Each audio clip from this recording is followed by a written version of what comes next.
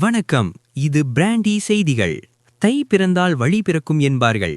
ஆனால் முன்னாள் முதலமைச்சர் ஓ பன்னீர்செல்வத்திற்கு எந்த பக்கம் வழி பிறக்கப் போகிறது?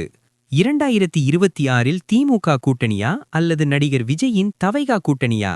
செய்தியாளர்கள் சுற்றி வளைத்து கேட்ட கேள்விகளால் ஓபிஎஸ் தரப்பு திணறியதா அல்லது அதிரடி காட்டியதா? ஓபிஎஸ்ஸின் அந்த நச் ரியாக்ஷன் இதோ உங்கள் முன்.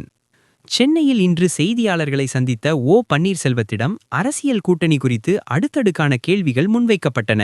குறிப்பாக திமுகவின் பி டீம் என உங்களை விமர்சிக்கிறார்களே, நீங்கள் திமுக பக்கம் செல்வீர்களா அல்லது வளர்ந்து வரும் சக்தியான விஜயுடன் கைகோர்ப்பீர்களா என செய்தியாளர்கள் லாக் செய்தனர். இதற்கு தனது பாணிக்கே உரிய புன்னகையுடன் பதிலளித்த ஓபிஎஸ், அரசியலில் எது வேண்டுமானாலும் நடக்கலாம், பொறுத்திருந்து பாருங்கள் என ஒற்றை வரியில் முடித்துக்கொண்டார். இருந்தாலும் அவரது முக பாவனைகள் மற்றும் சூசகமான பதில்கள் புதிய கூட்டணி மாற்றத்தை உறுதி செய்வது போல இருப்பதாக அரசியல் விமர்சகர்கள் கருதுகின்றனர். ஓபிஎஸ்ஸின் தற்போதைய வியூகம் என்ன?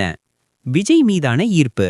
அண்மையில் விஜயின் மாநாட்டை பாராட்டிய ஓபிஎஸ், இளைஞர்கள் அரசியலுக்கு வருவது வரவேற்கத்தக்கது என கூறி தவைகா மீதான தனது ஆதரவை சிக்னலாக காட்டியுள்ளார்.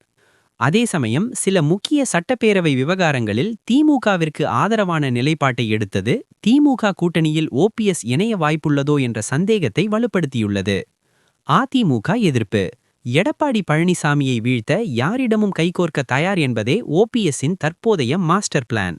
செய்தியாளர்களின் கூட்டணி குண்டுகளுக்கு ஓபிஎஸ் கொடுத்த அந்த மௌனமான ரியாக்ஷன் தமிழக அரசியலில் ஒரு பெரிய ட்விஸ்ட் இருக்கப் போகிறது என்பதையே உணர்த்துகிறது.